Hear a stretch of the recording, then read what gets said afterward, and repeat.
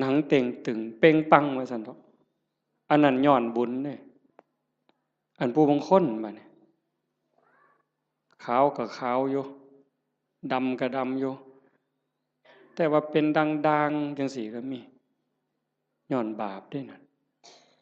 ย้อนบาปบ่มีศีลแน่ขี้โกรธขี้เครียดแน่อาฆาตจองเวรแน่สารพัดนั่นล่ะบาปเว้าน้ำบาปมื้อนี้ก็มาหลงกันอยู่บนนี้